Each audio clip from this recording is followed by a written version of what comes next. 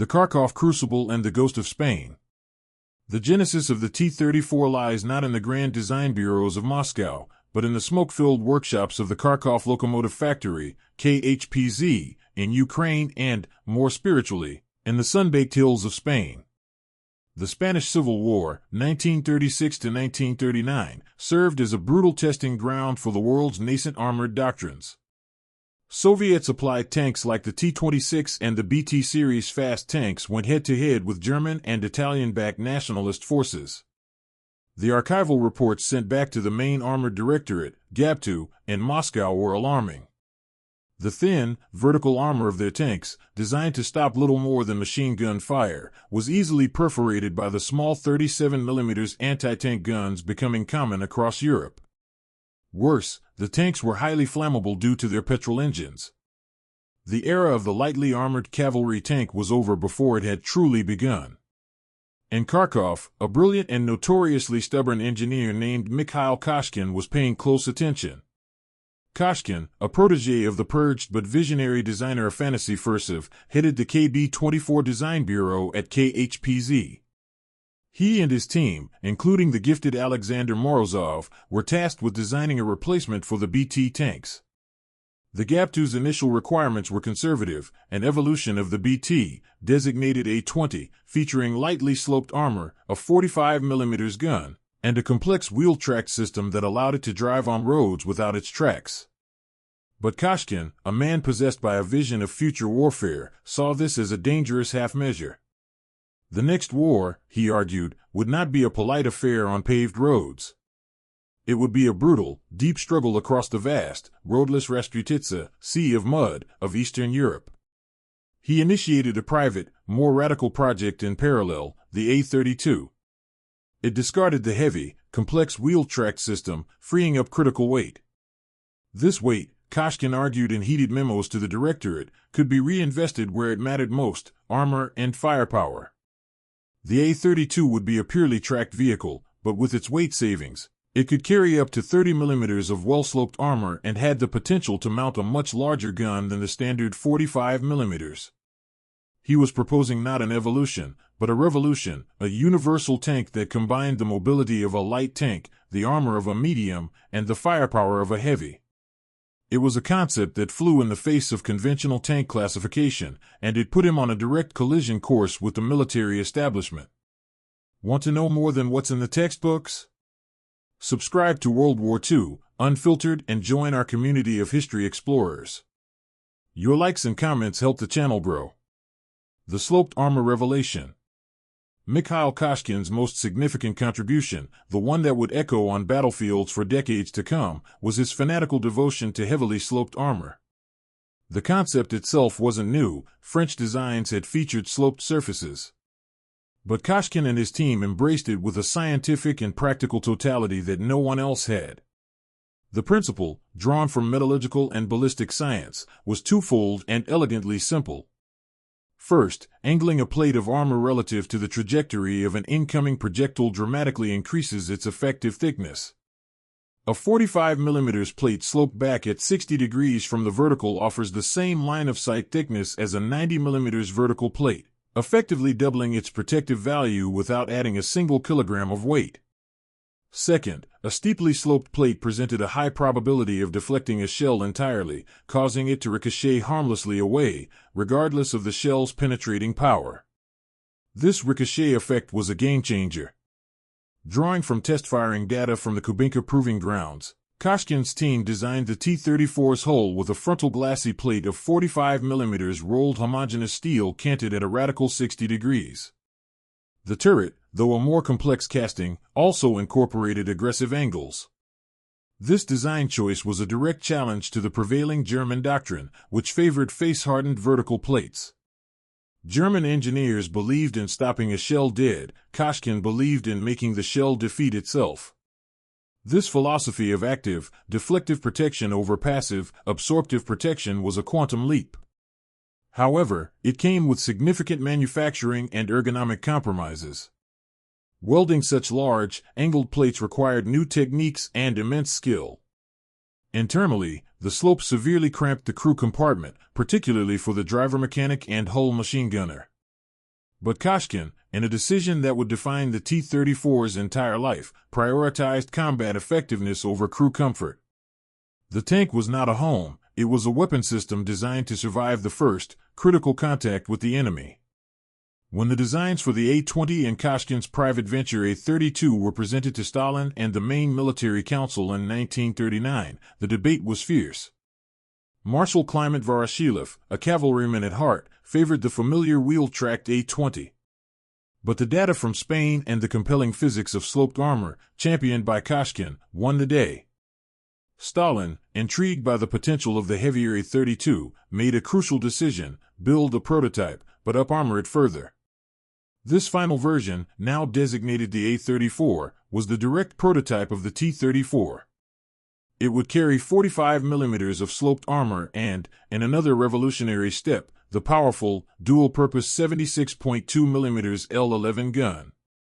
The Kharkov crucible had produced a masterpiece on paper. The long winter drive to Moscow.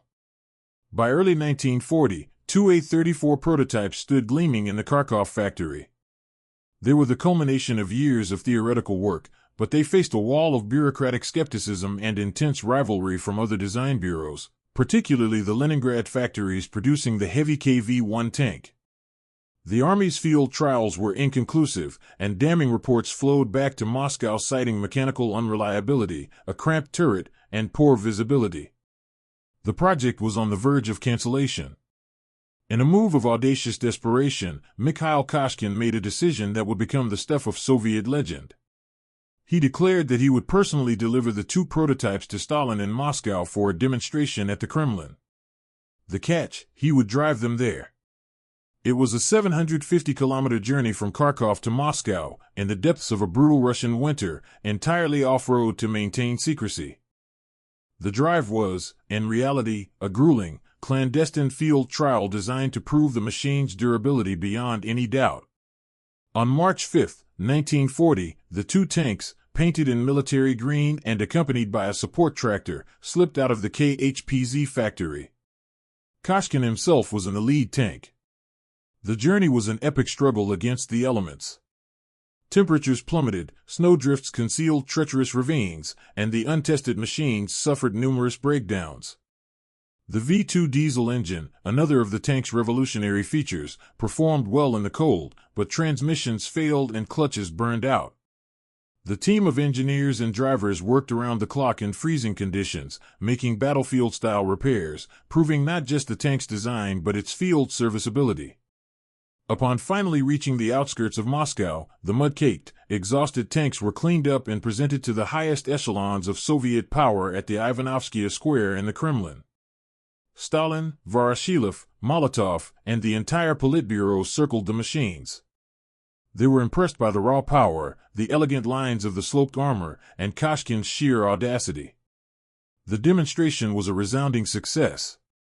The A-34 was officially accepted for service under the designation T-34. However, the epic journey had taken a fatal toll.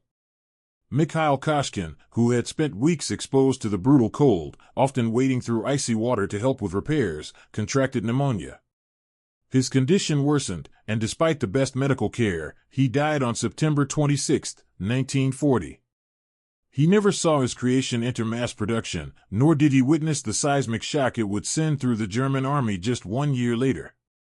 His legacy was passed to his protégé, Alexander Morozov, who would oversee the T-34's wartime production and evolution. Koshkin had sacrificed his life, but he had saved his tank.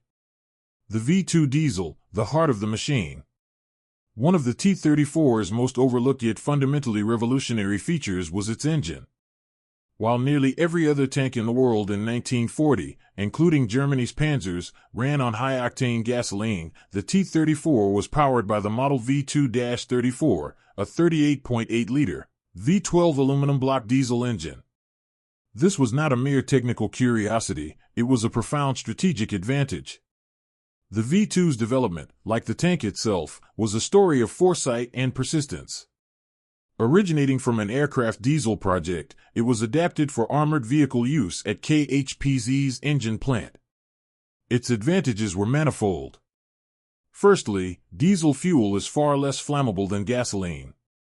Archival combat reports from the early war are filled with accounts of German Panzer IIIs and IVs bursting into flames from a single penetrating hit, a phenomenon known as Ronson lighters by Allied troops later in the war, lights first time, every time. The T-34, while certainly not immune to fire, was significantly more survivable. This had a tangible psychological effect on crew morale. Secondly, diesel engines offer superior torque at low RPMs, giving the T-34 excellent cross-country performance and pulling power. This was crucial for navigating the thick mud and deep snow of the Eastern Front. Thirdly, and perhaps most critically from a logistical standpoint, the V-2 was significantly more fuel efficient than its German counterparts. A T-34 model 1941 had an operational range of over 300 kilometers on internal fuel, whereas a Panzer IV OSF F had a range of barely 200 kilometers. In the vast expanses of the Soviet Union, where supply lines were stretched to the breaking point, this difference was enormous. It meant T-34 units could conduct deeper operational maneuvers, require fewer vulnerable fuel trucks, and simplify the national fuel economy by running on the same less refined fuel as the nation's tractors. However, the V-2 was not without its flaws, which are often glossed over in popular histories. It was a complex engine, and early production models were notoriously unreliable. Piston failures were common, and the design lacked an effective air filtration system. This was a catastrophic oversight. Dust and grit kicked up by the tracks would be sucked directly into the cylinders, acting as a grinding paste. Declassified Soviet maintenance logs show that many early T-34s lost their engines not to combat, but to abrasive wear after just a few dozen hours of operation. The multiplate clutch was a brute force design that required immense strength to operate, and the transmission was fragile, often failing if the driver attempted a clumsy gear change. Red Army tankers were often given a spare transmission and told to carry it on the engine deck, a clear sign of its expected lifespan.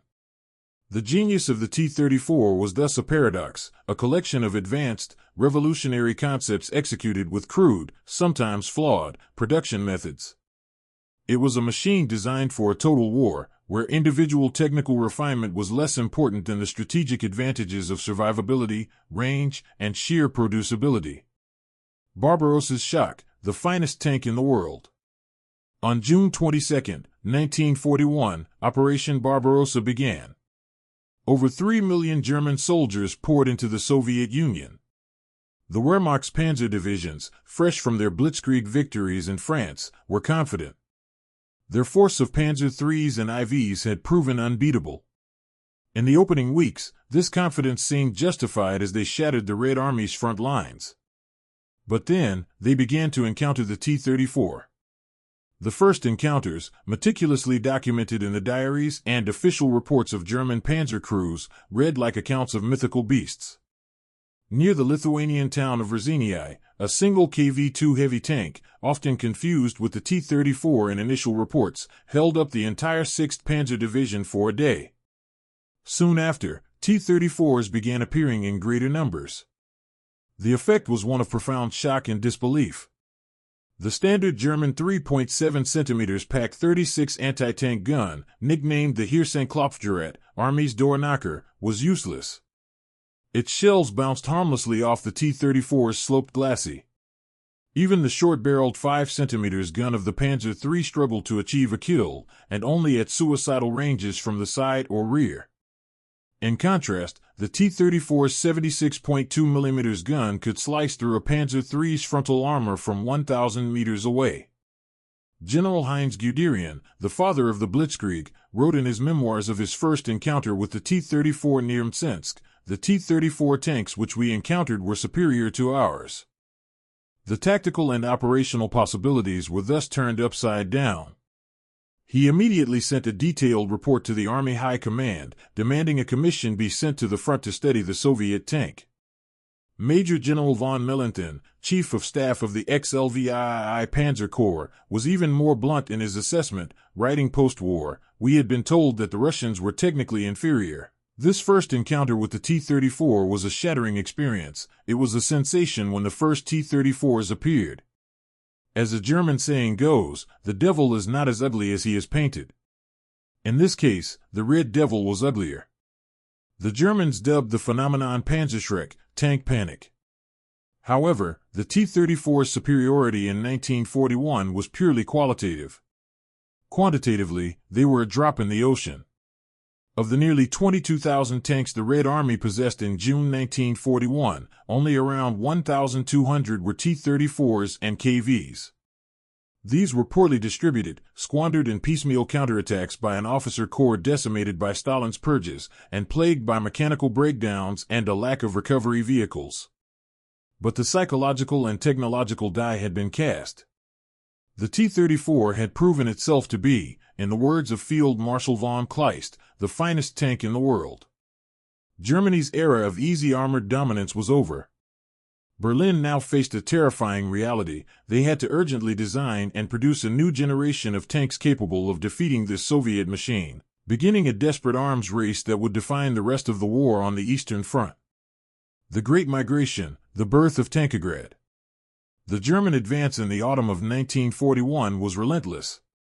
By October, the industrial heartlands of Western Russia and Ukraine, where the entirety of T-34 production was centered, were directly in the path of Army Group South.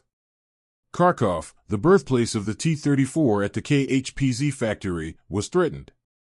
Leningrad, home to the Kirov factory producing the KV tanks and critical T-34 components, was under siege. The Stalingrad tractor factory, STZ, which had just begun to tool up for T-34 production, was being bombed. Faced with the total annihilation of his tank-producing capacity, Stalin ordered an act of unprecedented industrial relocation. It was a migration on a scale the world had never seen. Entire factories, machine tools, assembly lines, presses, furnaces, and tens of thousands of workers and their families were to be dismantled, loaded onto flat cars, and shipped over 1,500 kilometers east, beyond the Ural Mountains, to the safety of Siberia. The KHPZ factory, the soul of the T-34, was moved to the city of Nizhny Tagil to be merged with the Dzerzhinsky Railroad Car Works. The most monumental effort, however, centered on the city of Chelyabinsk. The Chelyabinsk tractor factory was chosen as the nucleus for a gigantic new tank production complex. It absorbed the evaluated engine production from Kharkov, components from the besieged Kirov factory, and numerous other smaller plants. This sprawling, hastily assembled industrial behemoth became unofficially known as Tankograd, Tank City. The logistics of this move, documented in factory transport manifests and NKVD reports, were staggering. The journey took weeks on an overloaded and constantly bombed rail network. Precision machinery worth millions of rubles was exposed to rain and snow. Upon arrival, there were often no buildings to house the equipment. Assembly lines were set up in the open, in freezing temperatures, while workers hastily erected wooden shelters around them. Personal accounts from workers describe 12-hour shifts, 7 days a week, with meager rations of black bread and watery soup, often sleeping next to their machines for warmth. The population of Chelyabinsk swelled with displaced engineers, technicians, women, and teenagers, all driven by a mixture of patriotism and the brutal discipline of the Stalinist state. Miraculously, Tankograd began producing its first T-34s within 8 weeks of the evaluated machinery arriving. This mass evacuation and reconstitution of industry was arguably the Soviet Union's greatest strategic victory of 1941. While the Wehrmacht was grinding its frozen panzers to a halt at the gates of Moscow, a new industrial heartland was beating to life in the east, guaranteeing that for every T-34 lost in battle, another, and soon, many more, would roll off an assembly line, ready for the front. The turret problem and the hexagonal solution. While the T-34's whole design was a masterpiece of ballistic protection, its turret was a persistent and dangerous weakness. The original model 1940-41 turret was a complex, welded fabrication with a prominent rear overhang. It was cramped, housing both the commander and the gunner, a design flaw that crippled its battlefield effectiveness. In this two-man configuration, the tank commander was catastrophically overworked. He had to command the tank, identify targets, traverse the turret, aim the main gun, fire it, and, in many cases, service the coaxial machine gun. He had no dedicated cupola for observation, only a single forward-facing periscope and a poor-quality gun sight. This meant his situational awareness was abysmal. A German tank commander in a three-man turret with a dedicated gunner and loader, observing from a vision-slit cupola, could acquire, engage, and destroy a T-34 before the Soviet commander even knew he was there. This is a critical point of analysis often missed. The best tank in the world is useless if its crew cannot effectively fight from it.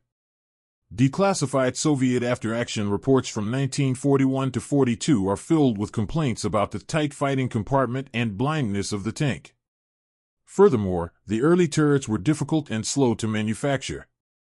As the pressure for quantity mounted, Soviet industry needed a simpler, faster solution. The answer came in the form of a new, cast turret design developed at the Euromashzavod (UZTM) in Sverdlovsk. It was a large, hexagonal-shaped casting, which quickly earned it the nickname Geka, the nut. From a purely ballistic standpoint, its more vertical sides were a step backward from the original design.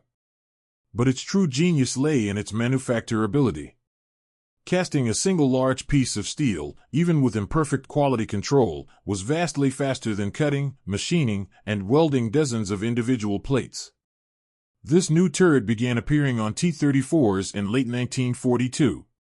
While it was still a two-man configuration, a flaw that would persist until 1943, it was larger and slightly more ergonomic. More importantly, it dramatically simplified and accelerated production. The hexagonal turret is a perfect example of the Soviet design philosophy of good enough. It sacrificed some theoretical perfection in armor protection for a massive gain in production speed and volume. This trade-off allowed Tankograd and other factories to churn out T-34s at an astonishing rate, ensuring the Red Army could absorb horrific losses and still maintain numerical superiority. The German approach of building fewer, more exquisitely engineered tanks like the Tiger was about to clash head-on with the Soviet doctrine of overwhelming, inexorable mass. The Stalingrad Tractor Factory, tanks from the assembly line to the front line. The Battle of Stalingrad, August 1942 to February 1943, represents the zenith of the T-34's desperate, heroic narrative. Nowhere else was the fusion of tank production and frontline combat so stark and immediate. The Stalingrad Tractor Factory, STZ, located in the city's northern industrial district, had been producing T-34s since 1941. As the German Sixth Army fought its way into the city, the factory itself became the front line. The situation, as revealed in hourly communiques between the factory director and the local military command, was surreal. While German infantry and pioneers stormed one end of the factory complex, workers at the other end were still assembling tanks. There was no time for painting, no time for fitting secondary equipment, and often no time for proper gun sights. Newly assembled T-34s, sometimes crewed by a mix of soldiers and factory workers, would literally roll off the assembly line and drive straight into battle, often just a few hundred meters away.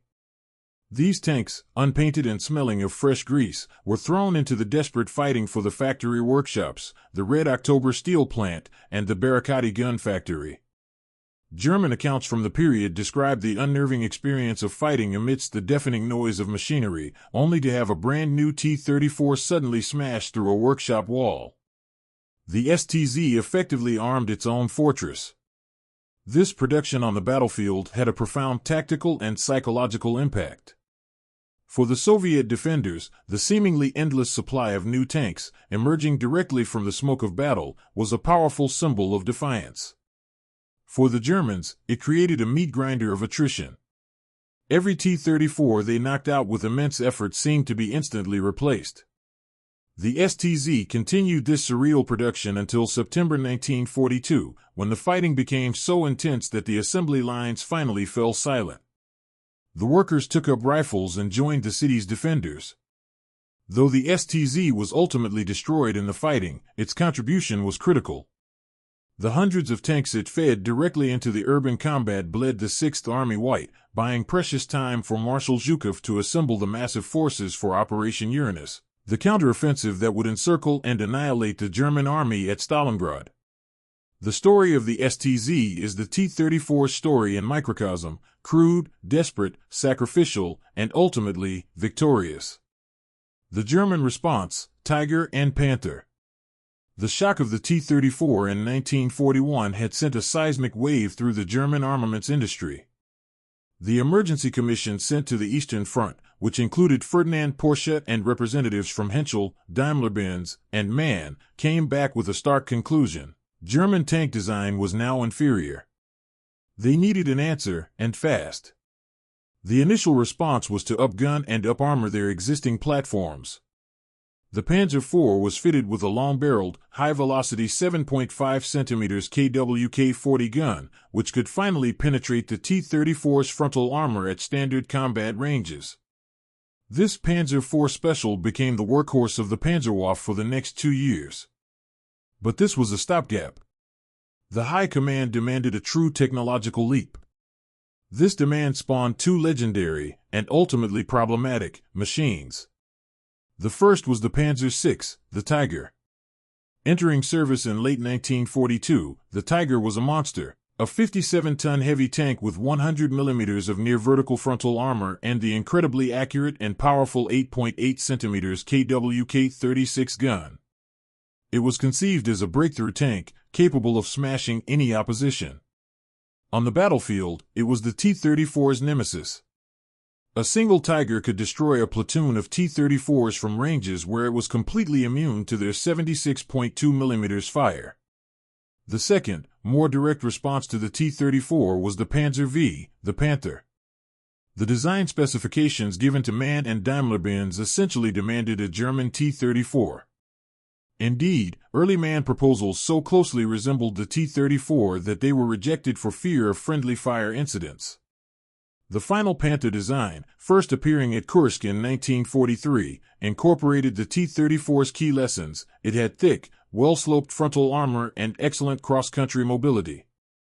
But it was a German interpretation, bigger, heavier, 45 tons, more complex, and mounting a superb, long-barreled 7.5 cm KWK-42 gun that outranged and outpenetrated the T-34's 76 mm gun.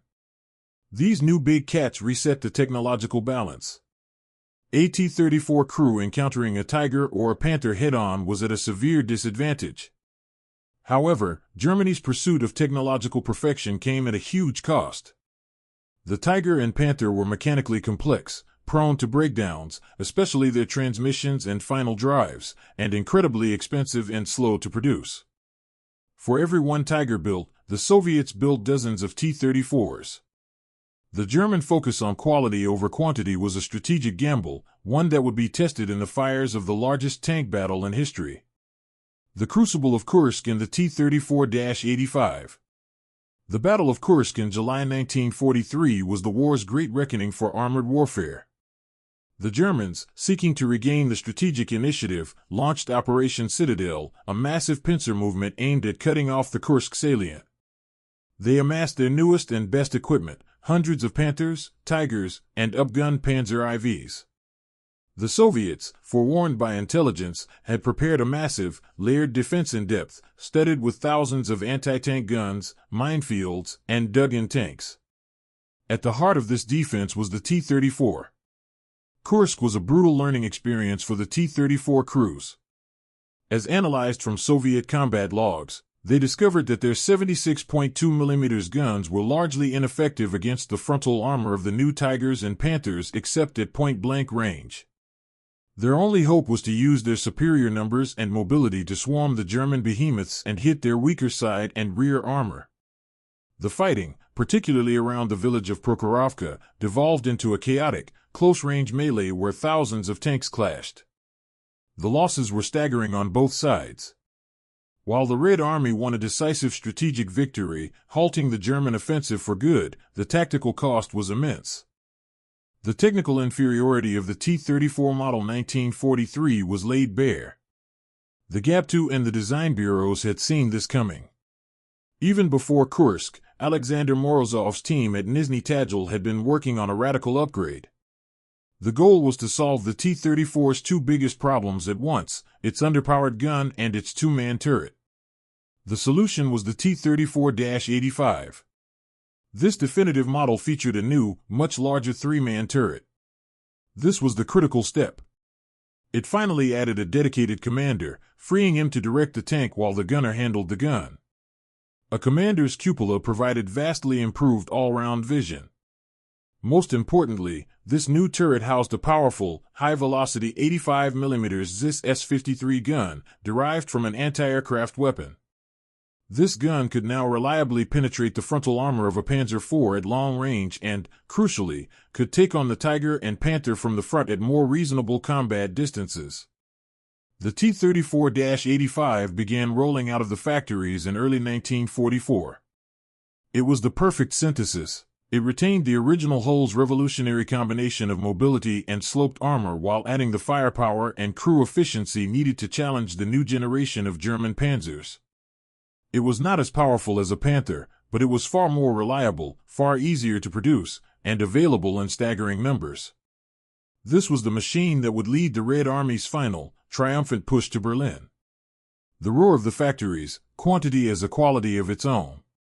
While German engineers pursued technological supremacy with the Panther and Tiger, Soviet industry, under the brutal and efficient guidance of the State Defense Committee, GKO, focused on a different variable in the war equation, mass. The philosophy, often attributed to Stalin himself, was that quantity has a quality all its own. Between 1942 and 1945, the Soviet Union produced T-34s at a rate that defied Allied and Axis belief. At its peak in 1944, Tankograd and Chelyabinsk, the Euromashevod and Sverdlovsk, and Factory No. 112 Krasnoye Sormovo were collectively rolling over 1,200 T-34-85s off the assembly lines every month. By the end of the war, over 84,000 T-34s of all variants had been built. This figure dwarfs the entire wartime tank production of Germany, which managed to build roughly 6,000 Panthers and a mere 1,350 Tigers. This disparity in numbers is perhaps the single most important strategic factor on the Eastern Front from 1943 onwards. Archival production records reveal the secrets behind this industrial miracle. It was a triumph of radical simplification. Non-essential components were eliminated. Fit and finish were considered bourgeois luxuries, the welds were often sloppy, the interior paint was non-existent, and crew amenities were brutally Spartan. For example, to save on rubber, many T-34s were produced with all-steel road wheels. While deafeningly loud and jarring for the crew, they were functional and, more importantly, available. Soviet metallurgists developed new techniques for casting turrets that reduced production time from days to hours, even if it sometimes resulted in armor with inconsistent hardness. The focus was singular: get a functional, fightable tank to the front as quickly as humanly possible. This industrial strategy allowed the Red Army to implement its operational doctrine of deep battle. Soviet commanders could afford to be prodigal with their equipment in a way their German counterparts could not. They could plan offensives on the assumption of massive attrition rates, knowing that a steady stream of replacement tanks was always flowing from the Urals. For a German panzer division, losing a dozen Panthers was a disaster that might take a month to replace. For a Soviet tank corps, losing 100 T-34s was a painful but anticipated cost of doing business, and the losses could be made good in a matter of weeks. The roar of the Soviet factories was as powerful a weapon as any gun on the battlefield. Man and machine, life inside the steel coffin. To understand the T-34 is to understand the experience of the men who fought in it. Archival interviews and post-war memoirs of Soviet tankers paint a stark picture of life inside what they often grimly called the Proskalen YY, Radina, the farewell, motherland machine. Crew comfort was not a design consideration. The interior was cramped, brutally loud, and filled with the fumes of diesel and cordite. The driver-mechanic sat in a narrow compartment, wrestling with the notoriously difficult stick-steering levers and a clutch that required immense physical strength. Changing gears on the fragile transmission was a violent art. A missed gear could shatter the gearbox, disabling the tank. The gunner and loader in the early two-man turret worked shoulder to shoulder in a space barely large enough for one. Vision was extremely limited. The driver had a single hatch with a primitive periscope, and the commander, in early models, had to rely on a poor-quality, narrow field of view gun sight. They were, in essence, fighting while looking through a straw. This blindness is a constant theme in crew testimonies. Many commanders preferred to risk sniper fire and shrapnel by riding with their heads out of the hatch, just to maintain some semblance of situational awareness. The introduction of the T-34-85's three-man turret and commander's cupola was a life-saving revolution in this regard. Ammunition was stored in steel boxes on the floor of the fighting compartment. While this kept the ammunition low in the hull, making it less likely to be hit, it was an ergonomic nightmare.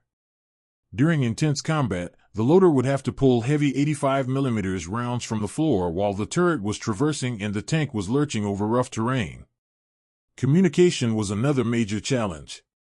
The internal intercom system, TPU, was notoriously unreliable and subject to electrical interference, often forcing the commander to communicate with his driver by kicking him in the back or shoulder, one kick for left, two for right. Survival rates for crews were grim. The average life expectancy of a T-34 crewman during the ferocious battles of 1943–44 was brutally short, sometimes measured in just a few combat engagements. Yet these men, often teenagers or men in their early 20s with minimal training, performed acts of incredible bravery. They understood their machine's strengths, speed, and numbers, and learned to use them, developing wolf-pack tactics to swarm heavier German tanks. Their experience was a testament to human resilience in the face of appalling conditions and terrifying odds. Operation Bagration, the T-34 unleashed. If Kursk was the T-34's great defensive victory, Operation Bagration in the summer of 1944 was its crowning offensive achievement. This colossal Soviet offensive, launched 3 years to the day after the German invasion, was designed to completely shatter German Army Group Center in Belarusia. It was the ultimate expression of the Soviet doctrine of deep battle, and the T-34-85 was its spearhead. Soviet military archives for Bagration reveal planning on an epic scale. The Red Army amassed a staggering 2.4 million men, over 36,000 artillery pieces, and, most crucially, 5,200 tanks and self-propelled guns, the vast majority of which were T-34-85s. The plan was classic deep battle. Massive artillery bombardments would rupture the German front lines, and then entire tank armies, composed of multiple tank corps, would pour through the gaps. These were not to engage in slugging matches with German strongpoints. Their objective was to bypass frontline resistance and drive deep into the German rear, hundreds of kilometers deep. The T-34-85 was the perfect tool for this task. Its high operational range, thanks to its diesel engine, allowed it to outrun the German logistic chain. Its speed and mobility allowed it to traverse the supposedly impassable Pripyat marshes, flanking and surprising the Germans. Its reliable 85mm gun could handle the Panzer IVs and Stu-G assault guns that formed the backbone of the German defense, and in sufficient numbers, its crews were now confident in taking on Panthers and Tigers. The German high command was completely deceived, expecting the main Soviet summer offensive to fall further south. When the blow landed in Belarusia, Army Group Center simply disintegrated. In 5 weeks of relentless offensive action, the Soviets advanced over 700 kilometers, liberating Minsk and reaching the outskirts of Warsaw. They destroyed 17 German divisions and mauled 50 others. It was a victory more catastrophic for the Wehrmacht than Stalingrad. The T-34s of the 5th Guards Tank Army, for example, covered 450 kilometers in just 10 days, encircling and destroying German formations, capturing bridges, and creating chaos in their rear. Bagration showcased the T-34 in its mature, perfected role, not as a duelist against superior German heavy tanks, but as a strategic weapon of exploitation, a mechanical scythe that reaped a whirlwind of destruction through the exhausted German army. Lend-Lease and Foreign Service, a global footprint. While the T-34 is a quintessential symbol of Soviet industry, its story is also intertwined with the Allied Lend-Lease program and its service in foreign armies. Beginning in 1942, the Western Allies, primarily the United States and Great Britain, shipped vast quantities of war material to the Soviet Union. This included thousands of their own tanks, such as the M3 Lee, the M4 Sherman, and the Valentine. Soviet archival assessments of these tanks are fascinatingly candid. They appreciated the high-quality manufacture, superior optics, and reliable radios of the American Sherman. The crews loved the relative comfort and ergonomic layout. However, they consistently criticized the Sherman's high profile, its flammable petrol engine, and its initially inadequate 75mm gun. The Valentine was valued for its reliability but was considered slow and undergunned. These foreign tanks were never used to equip elite Guards tank armies. They were typically assigned to secondary sectors or used in infantry support roles, freeing up more T-34s for the decisive breakthrough operations. Perhaps more important than the tanks themselves was the raw material supplied through Lend-Lease. The U.S. shipped hundreds of thousands of tons of high-grade steel, aluminum, copper, and industrial chemicals to the USSR.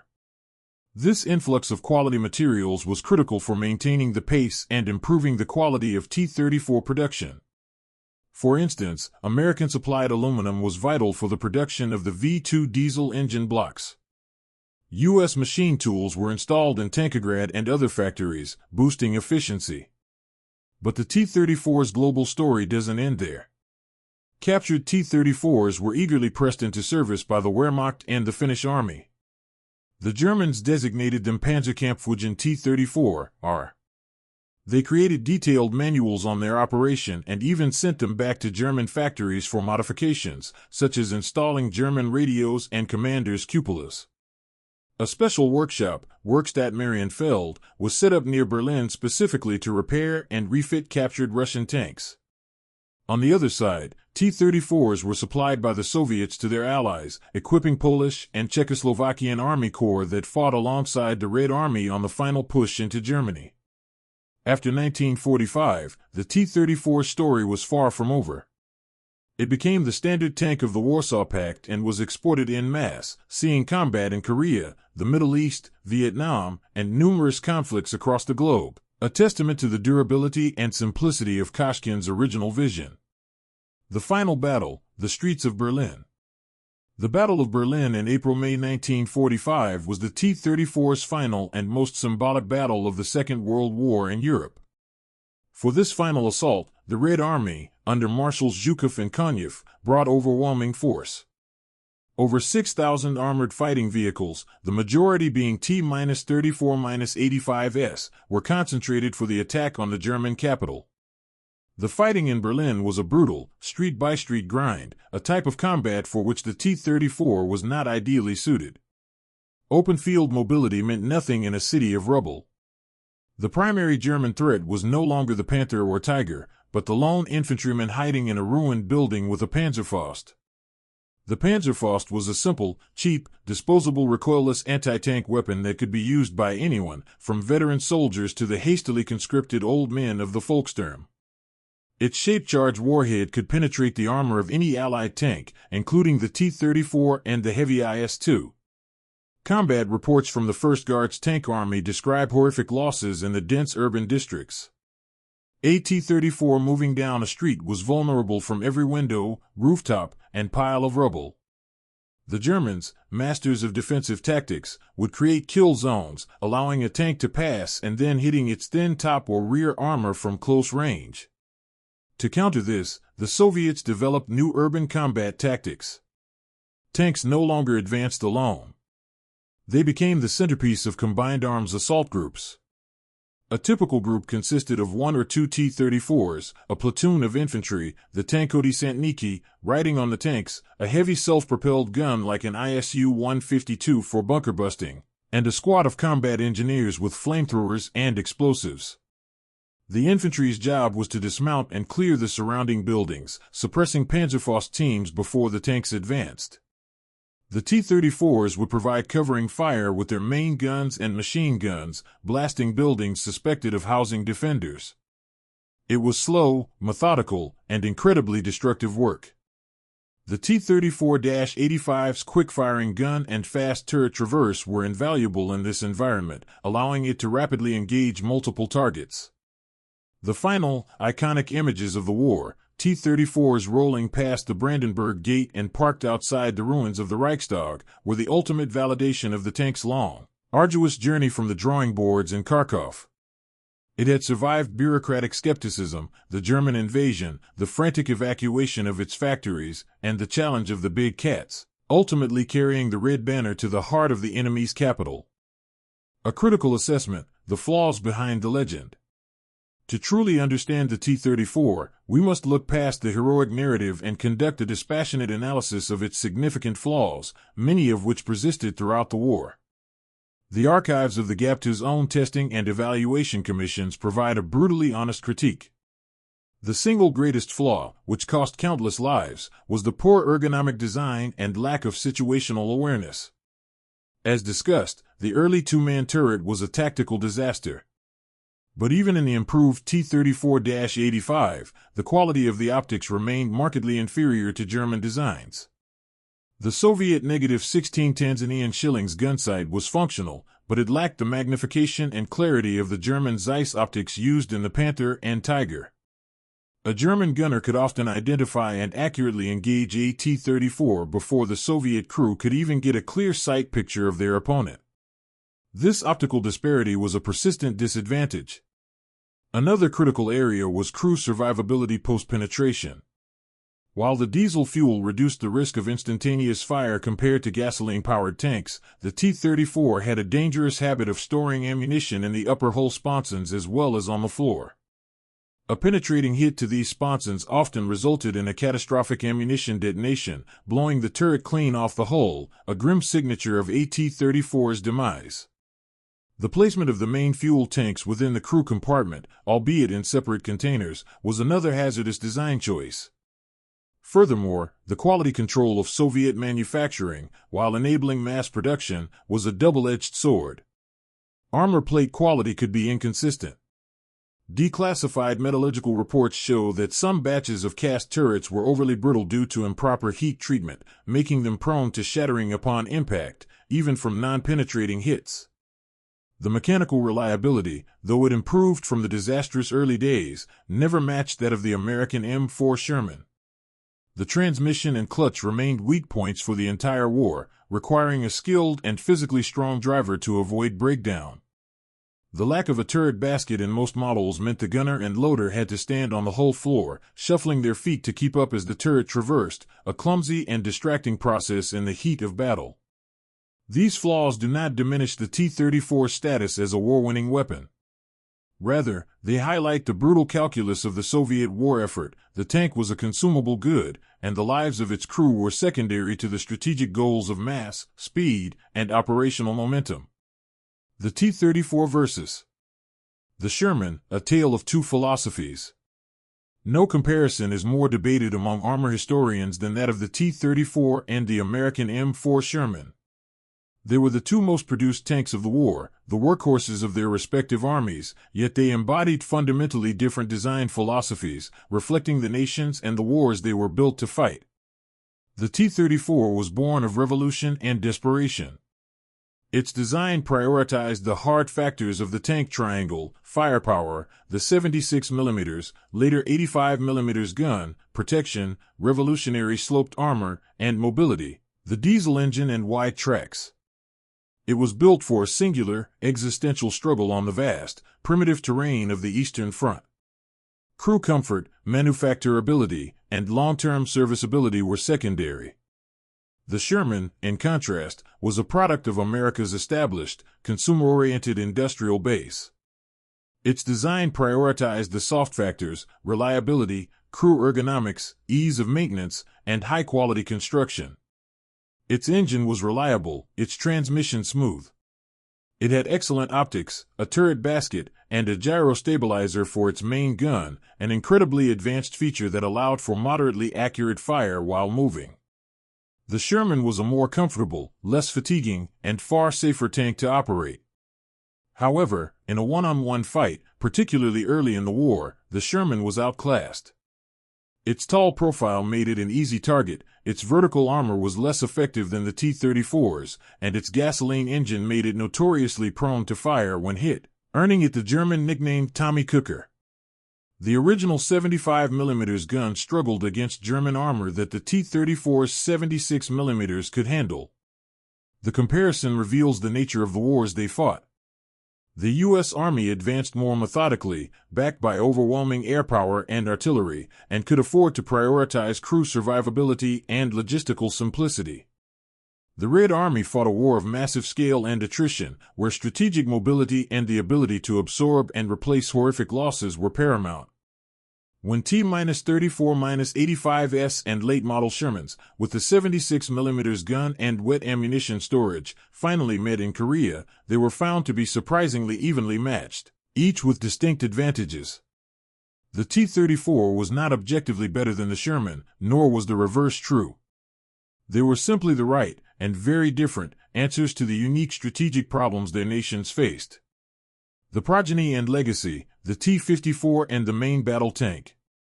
Mikhail Koshkin's vision of a universal tank did not die with the end of the Second World War. It directly shaped the future of armored warfare.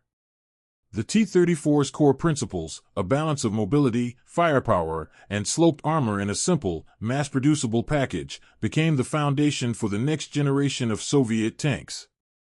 Even as the T-34-85 was rolling into Berlin, Alexander Morozov's design bureau was already working on its successor, the T-44.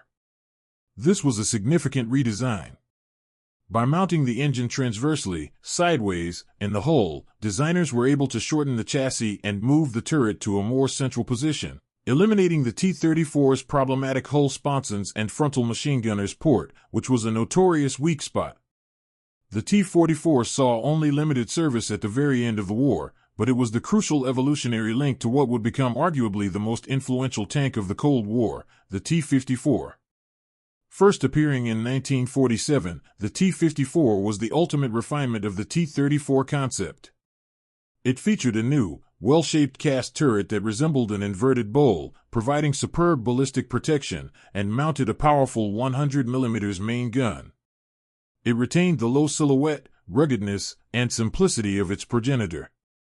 The T-54-55 series would be produced in astonishing numbers, estimates exceed 100,000 units, becoming the backbone of Soviet and Warsaw Pact armies for decades and equipping countless other nations.